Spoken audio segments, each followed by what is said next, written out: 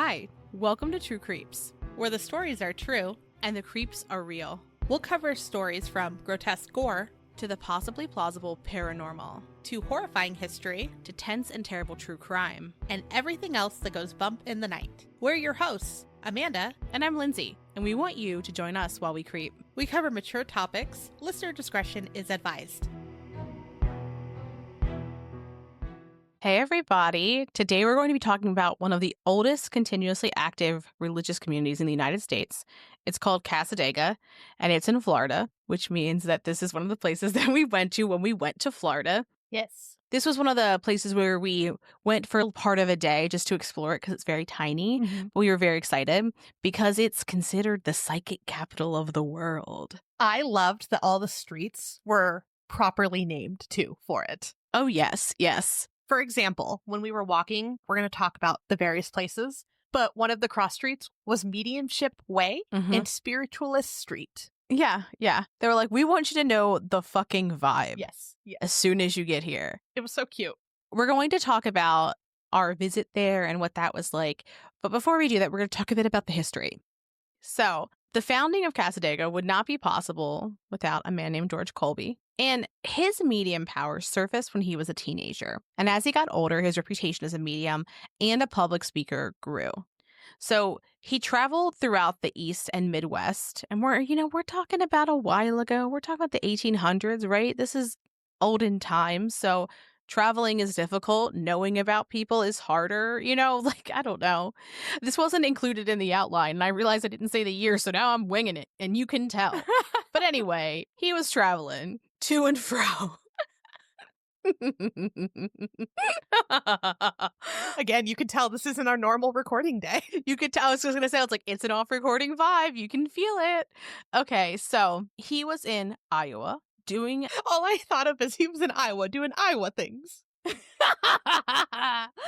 Iowa. He was in Iowa doing Iowa things. You know what I mean? You gotta wink.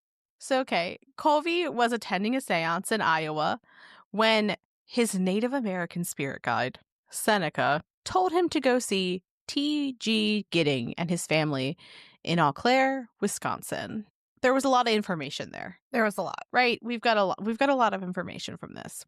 So, after he's instructed to go see Gidding in Wisconsin, he goes and sees him. Those two fellows have a little seance with some other people. We're not 100% sure who all came, but we know there was more than just the two of them. So we're going to just call them the group because what else are you going to call them? You know what I mean? You mean they didn't have a sign-in log? No. We need to get on that. Or at least it's not accessible to us.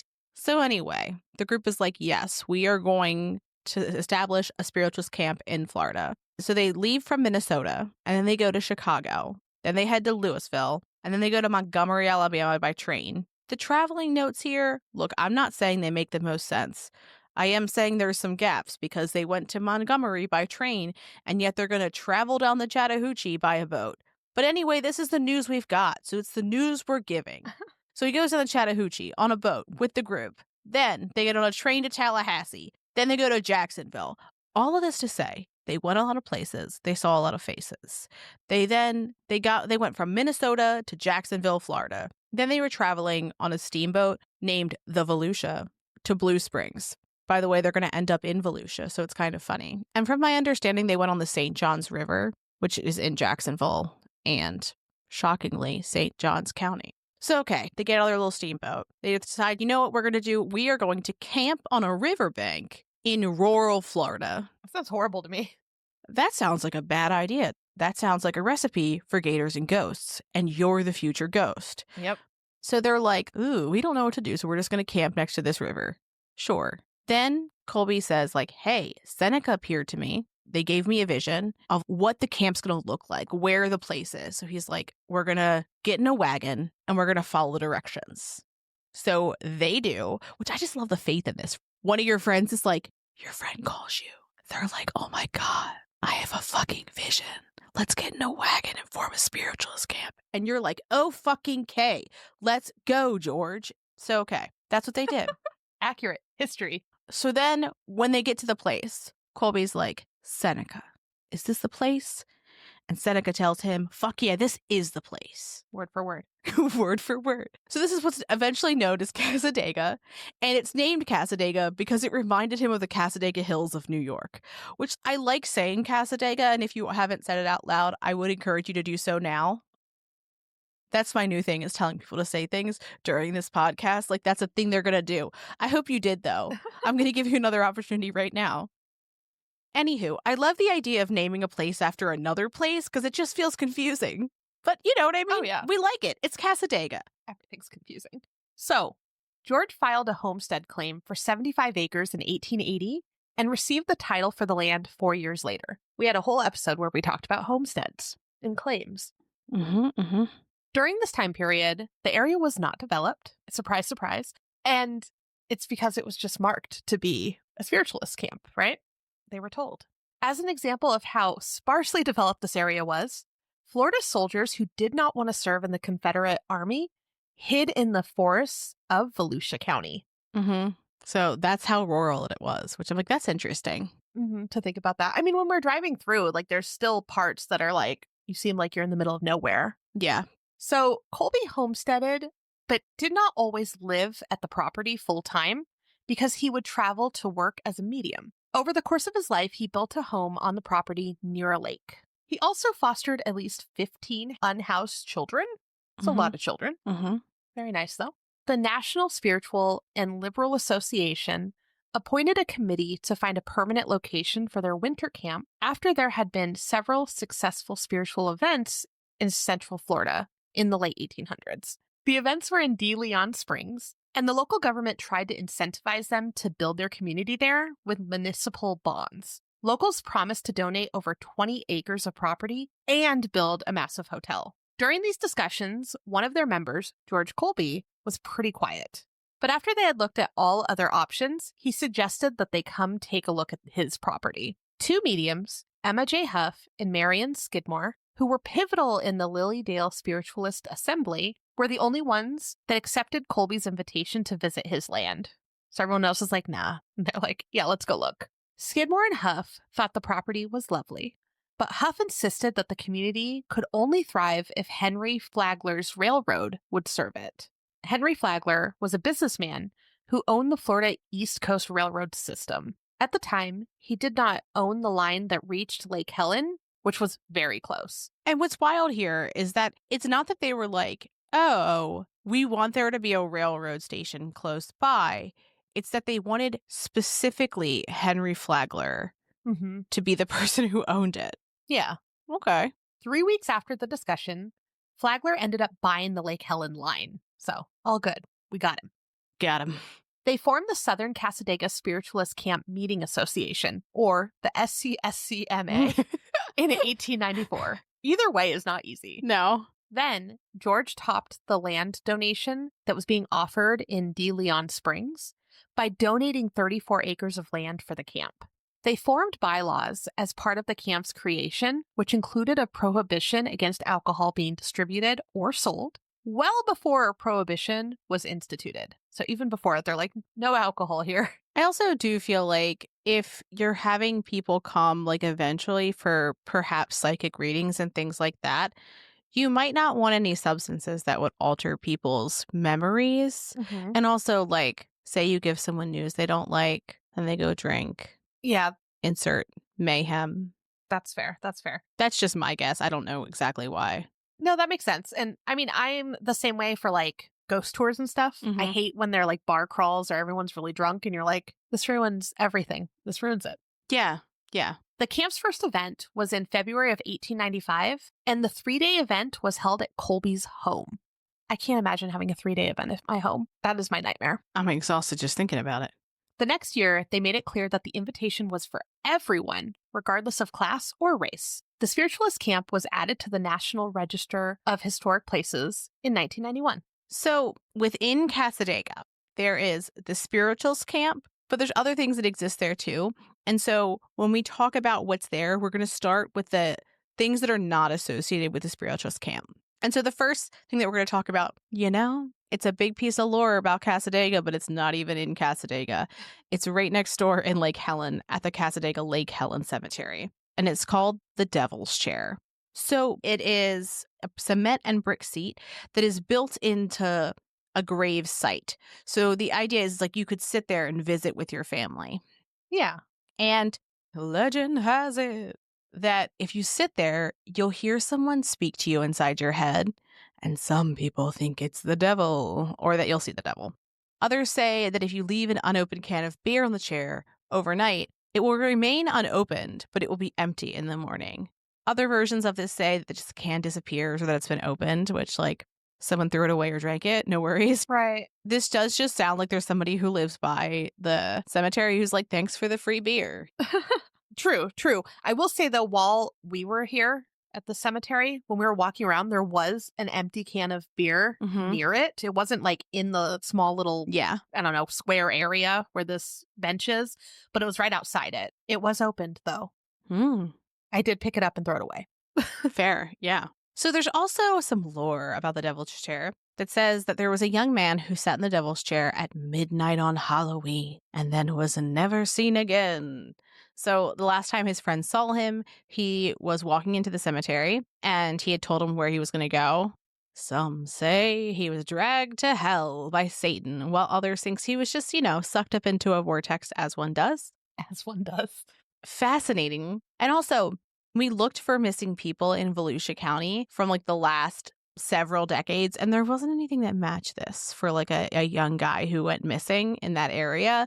So we don't think it's true. Shocker there.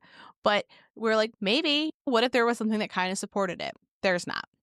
So although not associated with the Casadaga Spiritualist Camp whatsoever, they do include a little note about this on their website. And they say that these are just myths and urban legends, everything about it. And they note that wealthier families in the area would add stone seating areas to their cemetery plots, and that someone created a ghost story about one of those seats because they'd never seen anything like that before, which I had also not seen anything about like that before. Not like those ones. I've seen little benches near certain ones, but not like elaborate that took up a good amount of space. Yeah. And there were several in the cemetery too. It wasn't just this one. I've never seen it where it was clear that it was like for a particular grave.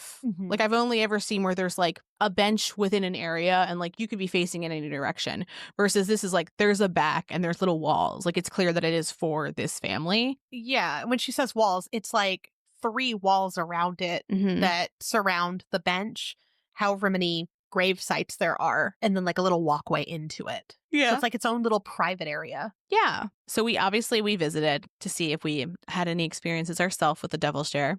And so when we wandered around the cemetery, the first thing we noticed was that there were several different graves that had chairs that looked like it could be the infamous devil's chair, but they all had kind of a different vibe when you stood near them. The first one that I saw was whitish in color, and I didn't see the graves inside were very worn that I could barely read them.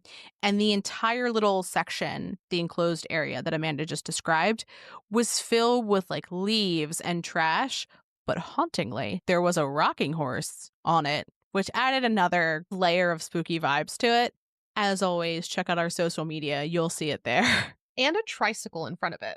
Oh, yeah. I forgot about the tricycle. That was haunting, fittingly. So, okay, that one's got a weird vibe. That's the first one. So then the next 2, they're both connected to graves for people with the last name Thatcher. And there's 2 of them, and they look vastly different. The first one is kind of ominous. It is simply the 2 graves in the front and the seats. Everything looked bizarrely cleaner than other areas, like somebody was maintaining it, but in a good way, right? I don't know how to say this, but it had just more of an ominous vibe to it, right? And the headstones were newer in the front. That's important to note. The bricks weren't new, but the headstones were newer. Then there was the second Thatcher family enclosure, and that one was so whimsical. There was little plastic flowers, little lawn decorations that you might expect to see in front of someone's house around Easter. That's the vibe. We're talking like cheery, pastels, little flowers. And so when we sat down in the first Thatcher area, I didn't really feel anything.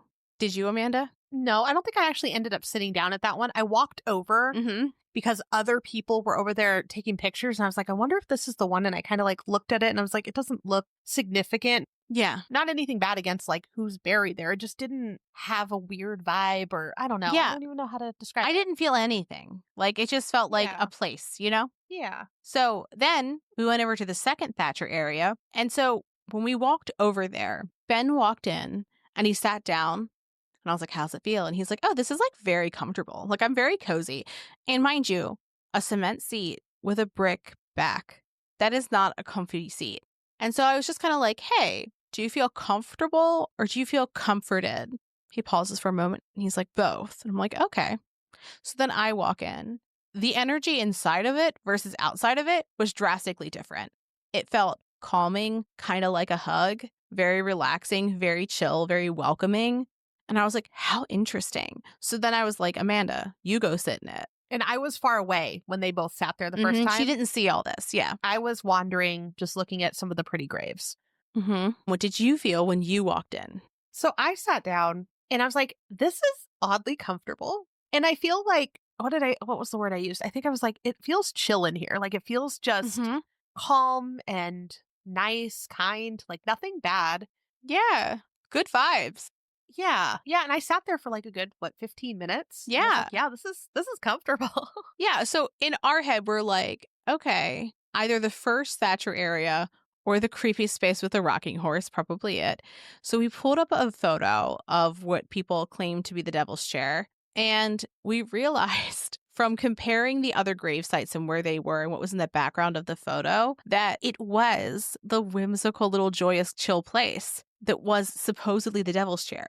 Some people say that the actual Devil's Chair that people are talking about was torn down and that the photos that are out there now are not real. We don't know. But we were pretty shocked that it would have been that one because the feeling of it just was so opposite to the nefarious lore about it. Right. And one of the main photos that Lindsay's referencing too of the Devil's Chair is from a haunted museum in Cassadaga. Yeah. That we had visited before. So we were like, this is reliable. Yeah. We'll also talk about this haunted museum in a moment. Yeah, but very different vibes from what we expected.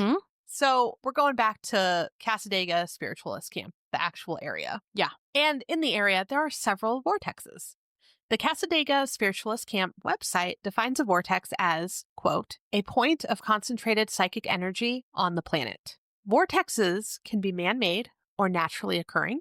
And Cassadaga is a natural vortex, but there are also smaller vortexes on the grounds of the camp. These were developed because of the activities practiced at the camp. Which I think is really interesting because the idea that vortices aren't naturally occurring, but rather they can be created by psychic or mystical or woo-woo energy is interesting. I'm intrigued. Yeah.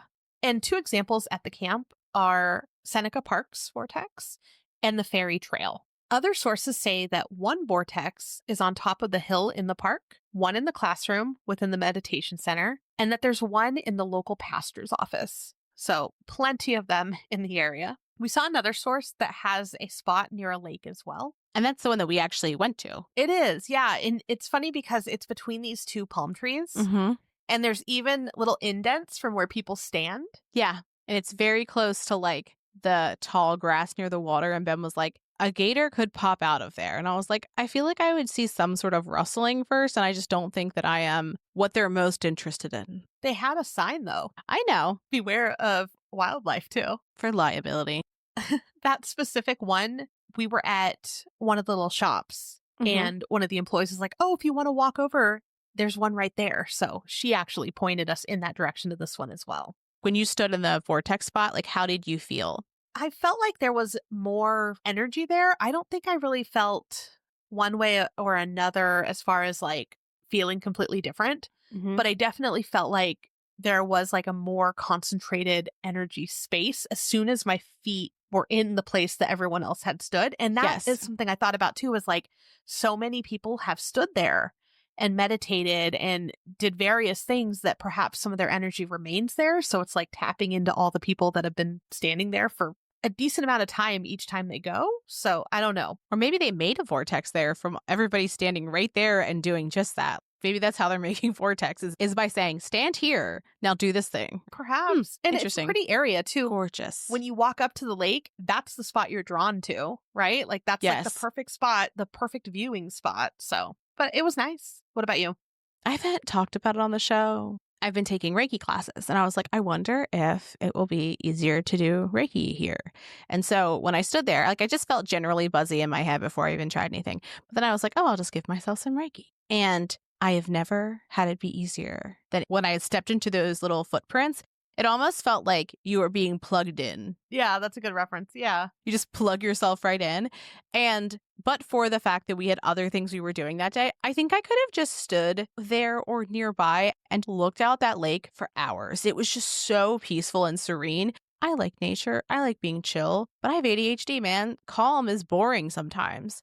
So that's not always something where I'm like, that sounds like a good time. But I truly think that I could have just sat there and stared at that lake for like several hours. It was very pretty. Yeah. I think you took a phone call at one point. So Ben and I were sitting by this little like man-made waterfall thing. I don't know, water feature, and watching the lizards. And I liked that too.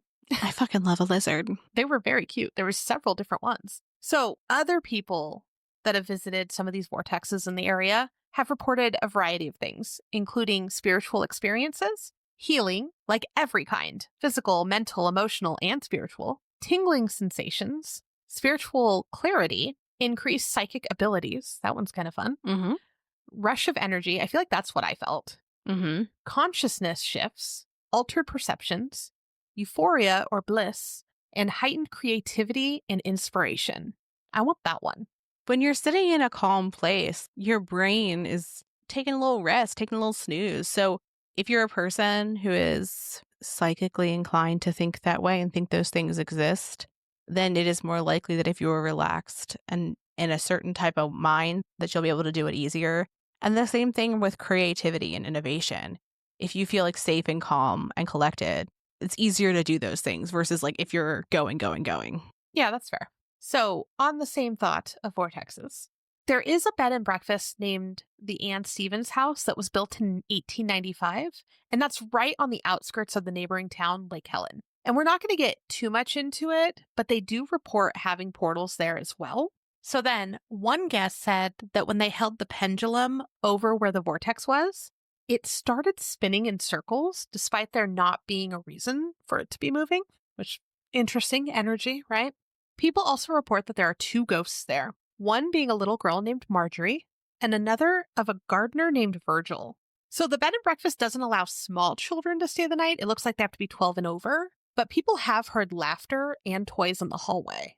Yikes. Which I wouldn't think like an over 12-year-old, Yeah. would be playing with toys in a hallway. Yeah.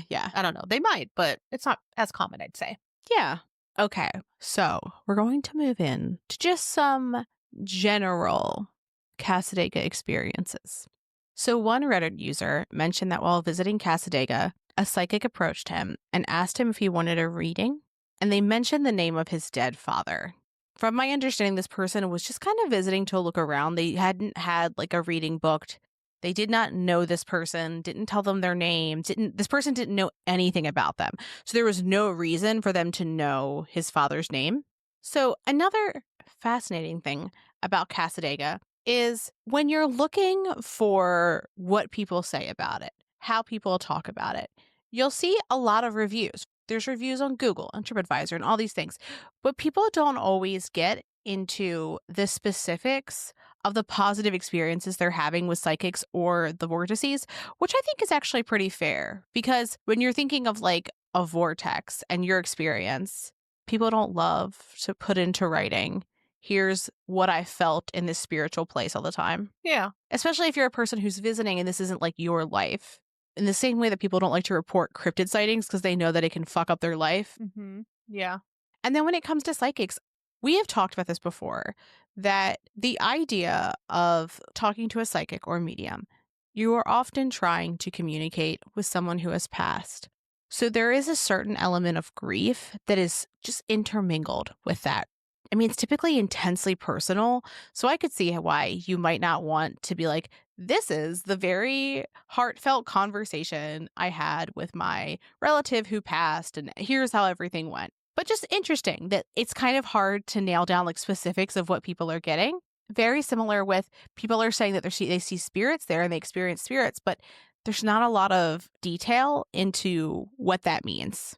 There is a wall in one of the little shops where you could buy things, but then there's like an office where they do readings. Mm-hmm. And people did post little, like, 1 or 2 sentence things about their readings. And I liked reading those. Those were really interesting. Yeah. Okay. So we mentioned it earlier, the Haunted Museum, but it's called C.G. Green's Haunted Museum and Store. And there's not a ton of specifics online about what is in this museum. They talk about having a Ouija board collection and a collection of haunted dolls, and that you can buy one from them. They also mentioned online that they have George Colby's original seance table. But we went through this museum. I think it was like $10 to go through. Totally worth it. Yeah. A fun little time. There was random pop culture things about like movies and like contemporary stuff that was not haunted particular, but it was like of the mystical realm, if you will. Yeah. They have that listed in the things that you'll find. Yeah. The thing that struck me the most was that when you walk in, the first thing you see is a full bookcase filled with dolls to the point where there's some sitting on the floor in front of it. And at the top, there's a handwritten sign that says Haunted Dolls, $25. And I was like, oh, 10 out of 10, will not be buying. But I liked that it was there. I was intrigued by it. So it wasn't too surprising that when we went through, one of the things we saw were several haunted dolls, including a replica of Robert the doll. The replica used to live in the same case as Robert. There was also another doll that I'm not even going to say its name because we were originally going to talk about this doll in our first Haunted Dolls episode, but we had read that like some stuff with animals happened and we were like, no, thank you. In all kindness, no, thank you. We do not want to perhaps make something happen because who could say? Yeah. Amanda, when we were walking through there, what was your impression? Like, what are the things that stuck out to you? Because there was a lot. So at first, the first room seemed fine. Didn't really think anything of it. And then as you kind of wind to another room, I don't even know if you'd say it's another room, just the way that they have it Laid out. Yeah, the layout, it's not bad. It's just kind of windy. Mm-hmm. But once we turned the corner, there's these 2 dolls that move, like it's an animatronic thing, twins. Mm-hmm. And when you walk past them, they move and we're like, haha, okay, cool. And we're going in the other room. And then it was just the 3 of us in this museum at the time. So me, Lindsay, and her husband. And when we entered the other room, all of a sudden the dolls start going off by themselves again. And I was like, are they timed? What? So I like stood staring at them for a minute. Mm-hmm. They didn't go off. So I walked up to them, motion sensor goes off again. And I'm like, why did this just go off? That's unnerving. So that caught my attention. And then when we were in the little hallway that has the doll that you're talking about, I felt like she was staring. Mm-hmm. Like, I mean, all dolls have eyes and look like they're staring at you, Yeah. but this was like a different feeling. Mm-hmm. But we were very respectful. We said hi and we're like, please don't come with us. We're happy to visit, but goodbye. She's also sitting on a very strange chair that stood out. And I guess it was a chair used for death photography of children, which like, that's really sad. Yeah. So that room was not my favorite.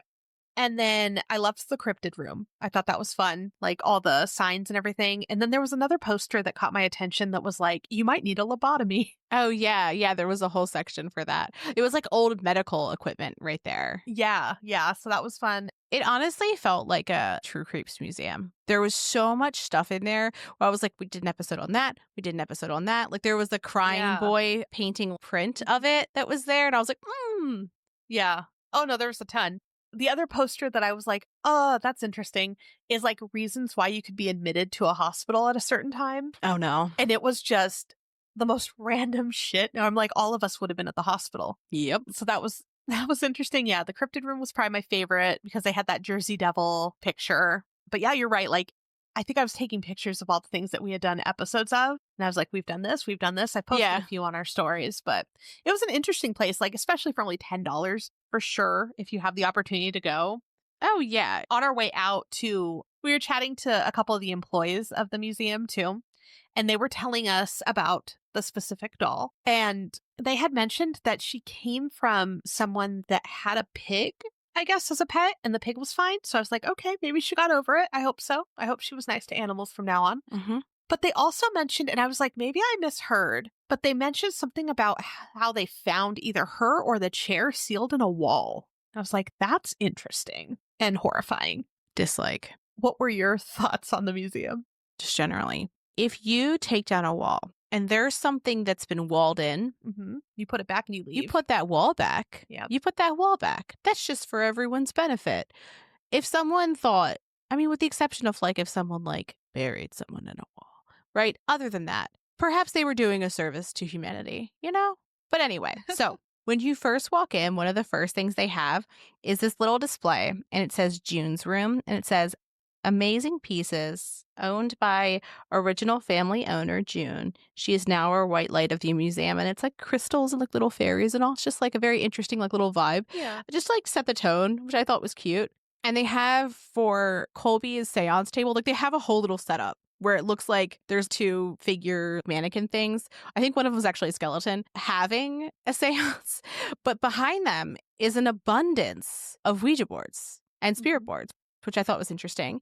They had different haunted objects abound, different types, all different types. I will say that before we rounded the corner to where Robert replica doll and Dala, whose name I will not say, there was, and again, not surprising here, an abundance of haunted dolls that were kind of collected in one area. And there was one particular one that I want to vaguely remember being in like a tank. Was it in a tank? Now I'm looking at my photos. But I remember it being in like an enclosure where I got like specifically negative vibes from it. And I was like, ooh, I do not like this. I only remember the vine of dolls. Oh, yeah, there was a wall where it was like foliage and there was like dolls mixed in with it. It was a display more than anything else, I would say. They also have a little note about the island of dolls. We have so many photos of this that we'll share. It was a really fun time. They also have what they say are haunted books, and the sign with it says, "Some are so old they will fall apart. Some are haunted. Either way, it won't work out well for you. Thanks, management." Fair. This did make me like look at Amanda and say, when you move to Maryland, guess what we can make? Sharks. We're going to need you. Listen, That's sharks, our do you collection of haunted things. want to see a true creeptastic, spectacular museum? We would come up with a better name. Name TBD. But what a fun thing that would be to like make a just weird, creepy shit museum. Yeah. Yeah. I'd love that. Look, do you want to stand in a corner and when you stand on a certain thing, you hear me yell Jersey Devil at a whole little exhibit about the Jersey Devil? What a treat that would be, sharks. What a treat. There's no amount of money someone wouldn't pay to go to that. Right? Priceless. Think of the memories. Perfect. All that to say, this was a cool little museum, a really fun time. Definitely spooky vibes. It was equal parts weird shit and learn about creepy things, which, you know us, we were all about it. Oh, yeah. Again, we have so many videos. We've been sharing some of them on social media already, like the videos and photos of the museum. Another place I would say to visit if you're in the area is the Cassadaga Hotel. And it was built in 1922. And just 3 years later, on Christmas Eve of 1925, the hotel as well as 2 adjacent buildings were completely burned down. So you know what that means. Super haunted. And Justin and Reed Williams lived next door to the hotel, and they were the first to notice the fire.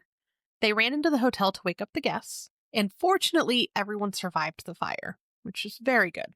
However, the property damage was extensive, and the hotel was rebuilt the following year. The new Cassadaga Hotel has 40 rooms with baths, a dining area that could seat 150 people. It also has a few parlors. It's very pretty. It's a cool place. It's gorgeous. So the hotel was sold in 1933. Diana Morn bought the hotel in 1979. And Diana Morn had visions all of her life and really didn't feel like anyone understood her until she moved to Cassadaga.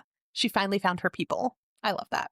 Yeah. Diana said that she came to Florida while she was on vacation from Wisconsin and stayed. She said God led her to the hotel. And in interviews, Diana mentioned that there were spirits from when the hotel caught fire in 1925.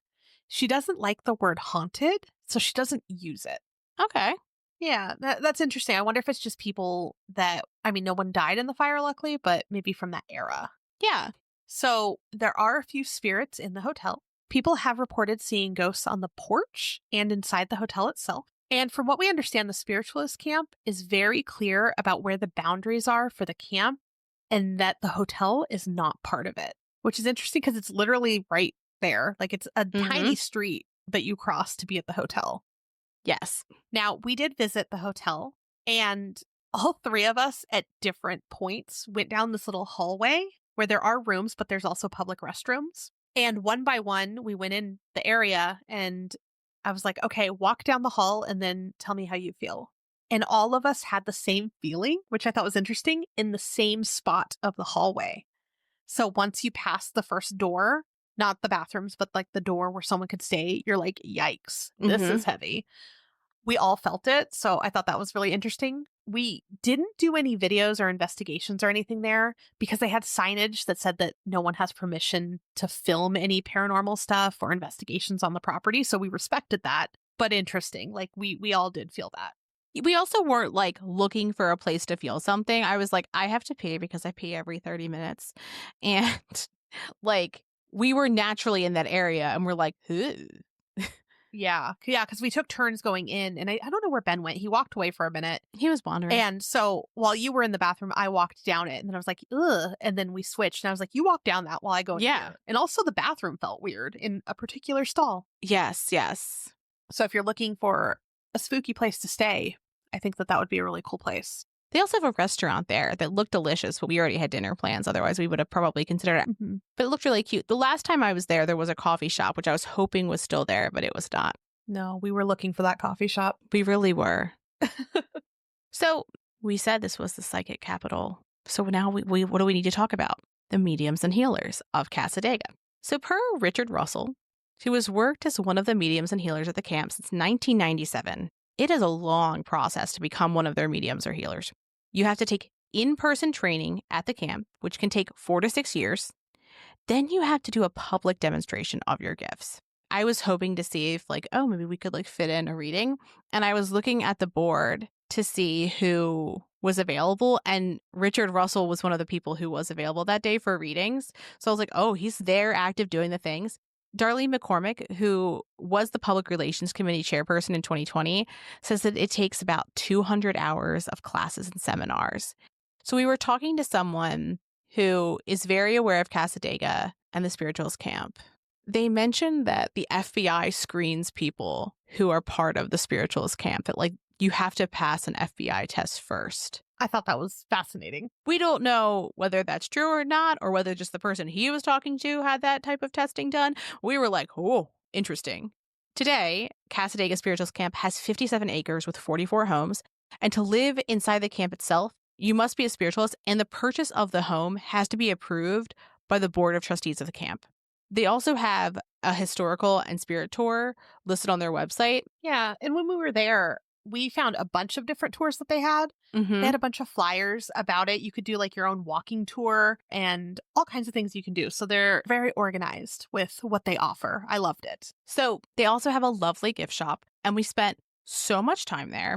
There was crystals and books and all types of things in there. And that one's called the Cassadaga Camp Bookstore. Yeah. We realized that Ben did not have any crystals for our investigations, so we stocked him and ourselves up while we were there. So the clerk that we talked to was a treasure and a delight and so sweet and was talking to us. They also, on their receipts, when you buy crystals, they list out every crystal you buy, which is so lovely because sometimes you leave and you were like, oh, these are beautiful rocks. What are they? Unless you've got a guide, which I've got a book, but it's hard. It was so nice to have the list. I appreciated that when you are crystal shopping there, they have little information sheets on each crystal, how it helps you, what it is. And then also something that I grabbed by the crystals is there was this little printed 2-page sheet that say crystals and stones and why they work. And it's a whole explanation about them. So I just appreciated that. Yeah. They're like, here's information. Here's why you want this. And it's not just buy this. This is this type of crystal. It's like, here's how it works. Here's why it could work. Here's how you can use it. Here, you could buy it in crystal form, necklace form, bracelet form. So much information. I just appreciated it so much. Yeah. I also feel like crystals are one of those things where, okay, whether you believe or you do not believe, on one side, benefits of crystals. The worst thing that could happen is that you have some gorgeous rocks There's no downside here. There's simply no downside. Yeah. But so anyway, we're talking to the store clerk, a treasure, a delight, as I was saying. And as we're nearing the end of our conversation, she mildly abruptly pivots and says something akin to, "The world is changing and the truth will be unearthed." Which we were like, okay. You know when you're in a movie and someone has like a prophecy and they change their tone and the look in their eyes changes and everything just looks like a little different? Mm-hmm. That's how it felt. To the point where Amanda and I looked at each other and I pulled out my phone and made a little note like, what? Because, and now that I've said that, I'm going to look up what the actual statement was because I was like, this is so interesting. Okay. Yeah.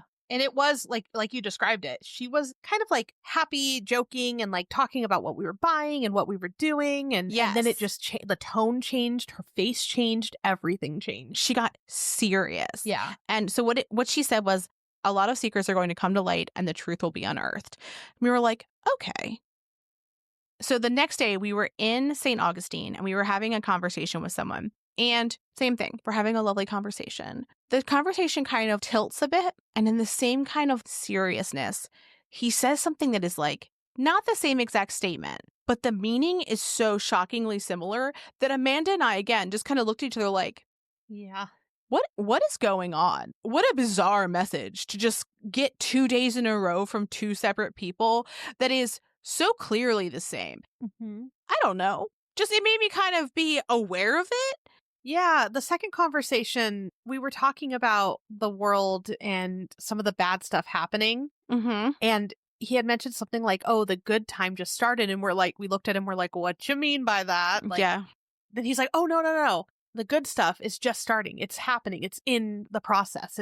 It's coming. And he's like, there's going to be a big change or something like that. And we were like, because he also went, we're going to find out everything. All of the truth is going to come out. It's going to emerge in a similar way. So it was like he was saying all those other things, but it got to the truth will come out. Yes. In this intense way. It gave me hope. Yes. I had tingles in my head, which I was like, me too. Yeah.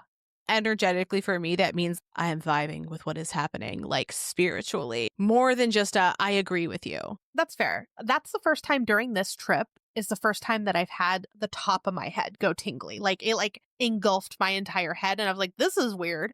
But it happened several times during this trip. And one was, when he was talking about it and I was like, it filled me with joy. And I was like, is everything going to be okay? Yeah. I was like, is this hope I feel? Yeah. So mentioned it earlier, Reiki stuff, but part of the training for that is you get an attunement. And it wasn't until after that attunement that I started feeling things energetically in my head with like buzzing feelings, like to the point where like sometimes I forget that's what it is because it feels like an itch almost, but it's not. It's like inside under your skin. It's like buzzy. Uh-huh. And so it was just very interesting. And when the lady said it at the spiritualist camp, I was also like, that's where like my whole head was like, and I was like, oh, okay. I'm alert. I'm aware. Noticed, heard. Right. And it was when she said it, it was so different because you were checking out at that time and I was waiting to check out. Mm-hmm. And I had sat my purchase on the counter so I didn't drop anything. And I was kind of like looking at the books, listening to her and looking at the books. And then when she said it, like her voice had changed. So I turned around and I was just staring at her like, what is happening? And also, I loved it though. Perhaps tell me if this is, Amanda and I have not talked about this particular opinion on this moment before now. Oh, no. But did you get the sense that there was like an awkward pause afterwards where she was like, what the fuck was that? Like she seemed surprised that she said it. Yes. Like not that she disagreed, but she wasn't like, this is the next thing I'm going to say as part of this conversation. It was like it just channeled out. Yeah, because then she went back to her like cheerful self, like bagging up your crystals. And I was like, this is just like a movie. Yeah, it was a pause. Like, what was that? And then it like went back because the other thing too is that she was so like the way that the register was set up, when we walked up to the register, we're facing the side of the clerk. Yeah. And she's facing to the right, putting things into the register. So when she said the world is changing, the truth will be unearthed, she turned and made eye contact and then kind of like paused like, huh? And then she turned and went back to what she was doing. Yeah. It was a full like, it was so strange. I mean, I liked it, but it was fascinating. peculiar. I would say, also, what is the word I'm thinking of? It was jarring in a positive way. Yeah, but it was, like those movies that you watch where I don't think this is what happened by any means, but like when someone gets possessed momentarily and they say a message and then it leaves their body. Yes. It was like that in a movie. Yes. Where it's that stark of a difference. Yes. So But then, yeah, fascinating. cheerful, sweet lady. I could talk to her for hours. She was so nice. And she knew so much about I know. crystals. And A treasure, a delight. yeah. Everyone who we talked to there was lovely. I feel like during this trip, I've met several people where Lindsay and I both were like, can I just spend hours on your floor and listen to you speak? Oh my gosh. Like the person who we're talking about with that, like the second person we talked to on the Friday, I was like, if he starts a cult, I'd be like, where's our uniforms? Like, let's go. So we're going to have at least 2 more episodes on our trip for St. Augustine. That includes investigations too. Yeah, and those are going to be more investigation based. One of which will be on all of the investigations that we'd planned to already do. And then the other will be an investigation that we did that we decided rather last minute to do it. Yeah. And it was a wild experience. But I would say that I've never talked to so many strangers where I was like, yes, what you were saying aligns so thoroughly. Yeah. We found our people. Yes. In Florida, of all places. Yeah, which I didn't think would happen in Florida. I mean, it's where I found my husband, so I should have known that maybe there were some goods left in Florida, but I wasn't expecting that part of the trip for like spiritual congruence, if you will. Yes. That was not what I expected when we went to Florida. And that night we went to dinner and we had to wait a while because we didn't realize it was bike week. Mm-hmm. And we met the most lovely couple and their pit bull named Stella. And on her collar it said Sweet Stella. Yeah. And we talked to them for like, I don't know, a half hour or so. Mm-hmm. And they were the sweetest too. We just met so many nice people. Yeah, it was truly lovely. Truly lovely. Except for the people who were above us in the Airbnb there was a Celtic festival also going on in St. Augustine. A lot of stuff happening. I was like, they're river dancing at like 6:45. And I said that not realizing there was a Celtic festival. And then I was like, oh no, they actually legitimately might have been, because Ben like looked outside and saw them like walking downstairs and the guy was in a kilt. I was like, love that you're in a kilt. Hate that you're stomping above my fucking life. Well, what else was he doing? The other description that Ben gave as he watched this man descend from the stairs. Oh, he was like, he's walking down the stairs with a newsy cap, a kilt, and chugging a regular Coca-Cola, which like I was a Diet Coke girly before this, and I can't imagine doing it, let alone at like 8 a.m. Yeah. But fascinating place. I feel like if you do have the opportunity to visit St. Augustine and Cassadaga, do it. Because it was such a fun time. Yes. Scary at times, but great all around. Yes, yes. Overall good. Yeah, yeah. And again, like Lindsay said, we're going to have a few other episodes about our time in St. Augustine. And we're going to be talking a lot about investigations and some of the new tools that we bought while we were there. Oh, yeah. We're going to get into a lot of tool talk. Okay, I'm going to say it now. Tool talk. Tool talk with Lindsay. This is a drill. It drills. Specific. That's actually my moonlighting podcast, the one that I cheat on Amanda with. I have a tool podcast where I explain how tools work. It's just me saying the name of a tool and then making it into a verb. You know what I'm saying? Perfect. Unison. That's how we can line up our audio, us saying perfect at the same fucking time. So, as of us recording this, I have not yet used my new tool with Marge. And she's not talking about a tool to like build a house. She's talking about a ghost tool, by the way. Oh yeah, my ghost tool. My ghost tool. I have not used it yet. Not a drill. We will talk about what that is at a later date. But Amanda, I kind of want to do a Marge episode at some point. The life of Marge. Because there's enough that happens in our house where we could probably talk about it. And when you come here, yes. Can I talk to Marge? Yes. I think that would be a good idea. I also know that Marge kept a very clean home, and that my house is not a very clean. My house is cluttered, and I am overwhelmed at all times.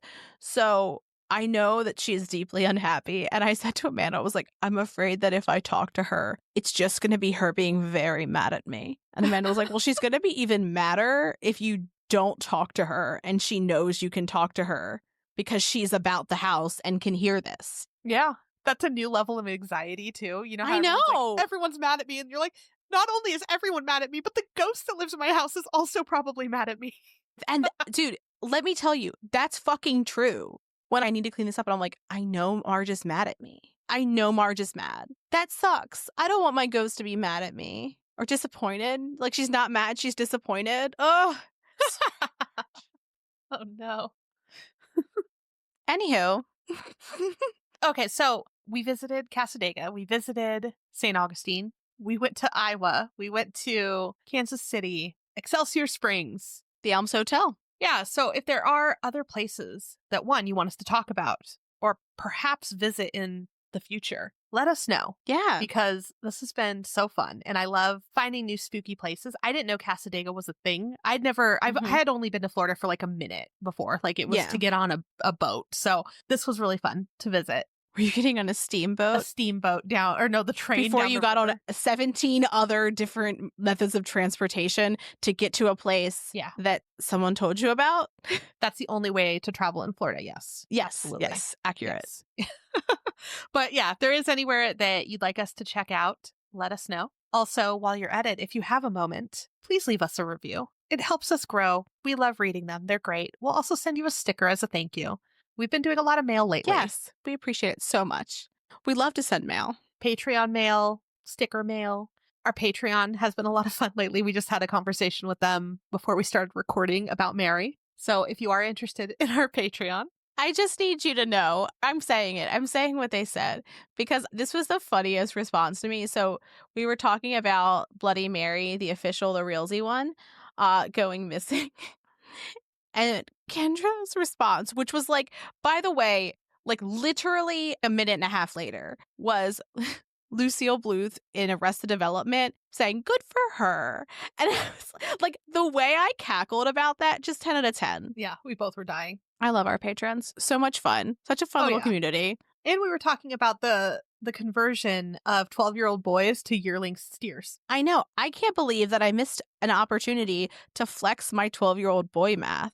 So, because I didn't give it to you in our other episode where we talked about yearling steers, which was our Alkali Lake Monster episode, a yearling steer is roughly 11-ish 12-year-old boys in weight. And they are 1.32 12-year-old boys long. Good to know. Good to know. Yeah. So if you are wanting to join our Patreon to take part in these thrilling conversations, our tiers start at only $1. Mm-hmm. And there's tiers that go up from there that include stickers and t-shirts, jam, all kinds of fun stuff. Mm-hmm. And also, while we're on the topic of Patreon, we just want to take a moment to very much thank them for helping the show and for also helping us do some of these spooky adventures that we've been doing. Yeah. Because without it, podcasts are actually expensive to run. Yeah. And software and distributing the podcast and all of that does take money. Mm-hmm. So with their help, we're able to not only produce the show, but also now do investigations and share it with you guys. So just from the bottom of our hearts, thank you so much. Yeah, we really, really, really appreciate that. And I love our conversations. Like, they make my day, especially when I have like I know a hard day or something and I look in there and then I'm laughing 5 minutes in. I just love it. So thank you all. Oh, yeah. Yeah. We've got like a pet channel where I'm like, oh, I know that dog. I know her. Yeah. I know people buy their pets a lot of the time. So yeah, I mean, fair. That's relatable. I get that. I did not know our neighbors' names for the longest time, but I knew all of their dogs' names. Well, how many times are you out in the world where you're like, oh, may I pet your dog? And they're like, yes. And then you're like, what's their name? Because you're touching them and petting them and it feels weird to not know their name. Yeah. And they're like, oh, this is Bobby. Why is that where I went? But whatever. This is Bobby the dog. But you don't give a fuck about that person's name. Do you know what I mean? You're not like, hi, I'm Amanda. What's your and your dog's name? You're like, let's cut straight to the fucking point. What is this sweet ethereal being's name? Yeah. This is who I want to know. Yeah. And this is my actual neighbor. You just take care of them. Yeah. Yeah. Priorities. Anyways, we have a lot for the end of episode this week. So much. It's rich. There's also some late breaking news. There is some late breaking news. This is at the end of the episode. if you don't listen to the end of the episode, you're not going to know this. So I'm just telling you, this is just a plug to always listen to the end because you might get some hot gossip deets. We've also got a pitch to the sharks. I don't know if that made it into the episode proper or not. It's somewhere in there. Also, you didn't even use your newsy voice when talking about the late breaking news. When's the last time I used my newsy voice? It's been a minute. I've almost forgotten there's my newsy voice. Ugh, what is it? I was thinking of my butchered transatlantic. It is. I think that's it. Late breaking news. Mary. Okay, hold on, wait. I'll do it now. Redo. This is why we don't do this live. Late breaking news. Bloody Mary, the lamb cap succubus fluid aficionado, is loose in Savannah. Context. Listen to the end of the episode for more details on that. Perfect. And with that, have a great weekend. Thanks for creeping with us. Thanks for listening, and as always, a special thank you to our patrons who support us via Patreon. Please see the link in our show notes to learn more about how you, yes you, can begin to haunt the dump, guard vortexes, or even become a scorching Sasquatch. Ooh. Also in our show notes, you can find the link to our website, more information on our sources, our social media handles, and our merch store. We'd love for you to keep creeping with us. So if you like this episode, please subscribe, rate, review, and share the show with your fellow creeps and or ghosts. I beg of you.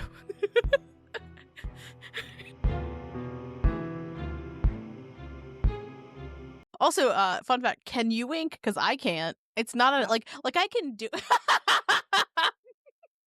When I wink, you know how people can flirty wink? Ben is great at a flirty wink. I cannot flirty wink. I'm like, hey-o. like an old-timey pirate, and not a good one. Amanda, her other eye got really big when she winked. The other one opened more, and it alarmed me, which is why I cackled. All I think of, we were just talking about Arrested Development. Mm-hmm. And there's an episode where she winks, and it's I've seen that one. I've seen that part, a clip of that. This is all end of episode fodder, if you will, but what a treat. Okay. I had to look at a picture of it. Perfect. I love that for you. So he went to visit Gidding while he was in Wisconsin to visit him. So when he went... I'm having a hard time reading the words I wrote. I don't know. He went to visit him in Wisconsin when he went to visit him. Okay. Gidding and Colby were there, but we're not sure who else was there. Sources vary. Amanda is trying so hard to keep a straight face right now.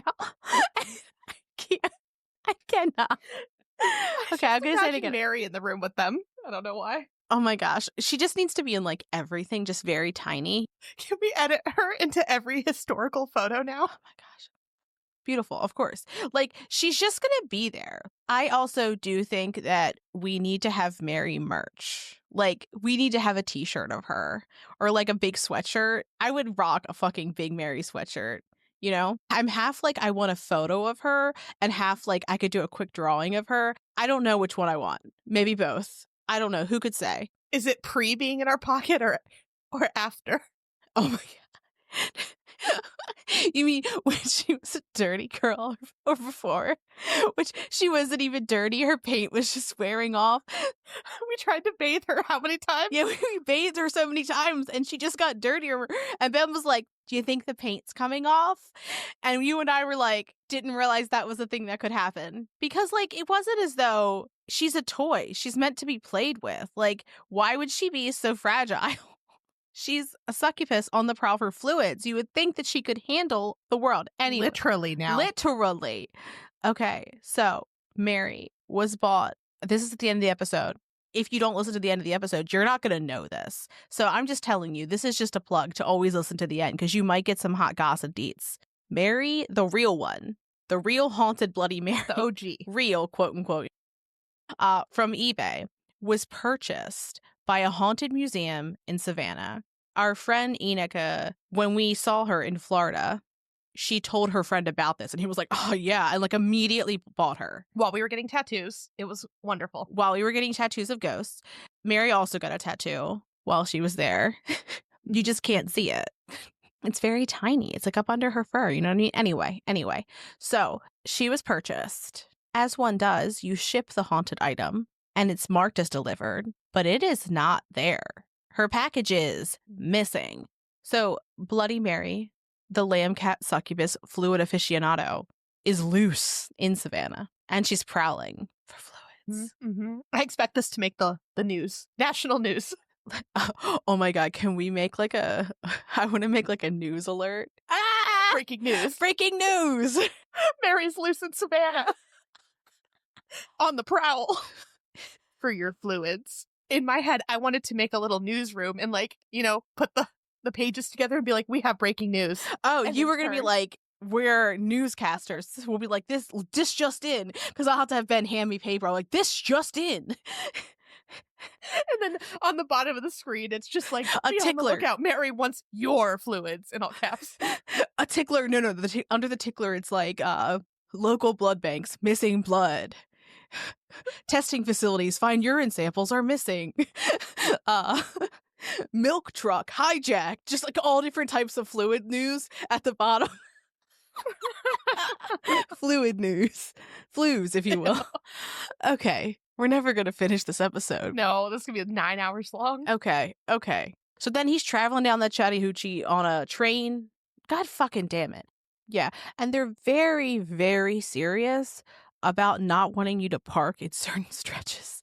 There'll be like 18,000 no parking signs in a row. We can post a video. We saw that like on 2 different occasions when we were driving from St. Augustine to Cassadaga. Mm-hmm. On the highway. On the highway, even. I wouldn't think to park on the highway, but it was hilarious. I'm assuming it's truckers because it was kind of after rest stations, but like, I feel like they didn't need to have that many signs. I hope that everywhere has that many signs for everything now. That would be annoying. No excuse. You saw the sign. And it opened up my eyes. Ace of base. The events were in DeLeon. I'm saying DeLeon. The events were in DeLeon Springs. It's Giganticus Bruturfius all over again. Fuck you. The events were in DeLeon. Now you've done it. But after they had looked at all of their... Why am I adding words? I told you, it's just today we can't read. Something about today. You can't. Parallels. That's how you say it. A mouthful of rocks. What was that? Oh, our alkali lake monster. Because you know us. I was going to say we love history, but Amanda categorically is not a huge history fan. She's like, I'll talk about it, but I don't love it. I am interested in it. I just get bored. It's one of those things where some people are like, I just can't hold the facts. Like, I can't retain the facts, but I find it interesting. And I like to learn about a thing. And then I file all that information away. And I say to myself, you have notes on this, therefore you do not need to remember it. So unless it's something that I access a lot and talk about a lot, the information's gone. So for a lot of the cases that we cover, I have like a surface level of information like available to my brain generally, but to know any type of like deep fact, unless it's something we talk about a lot, I'm like, oh, it's in deep story. Yeah. 12-year-old boy math. Yeah. 12-year-old boy math I'm good on, you know? It also maybe I am married to a history nerd. And all he does is watch history documentaries. Yeah. No, never. And they're all monotone. And it's so boring. And Mike is like an NPR girly, though. Like, oh, yeah. Absolutely. When I drive the car after him, he blasts NPR like it's music. Like, I get in the car and I'm like, what the fuck? Like, I like NPR, but I wouldn't say I blast it. I just like the idea that he's like bumping. You know what I mean? Like, he's just like in there vibing to it. It's loud as fuck, yeah. Yeah. Perfect. Okay. They're like, oh my God, I have a fucking vision. Let's get in a wagon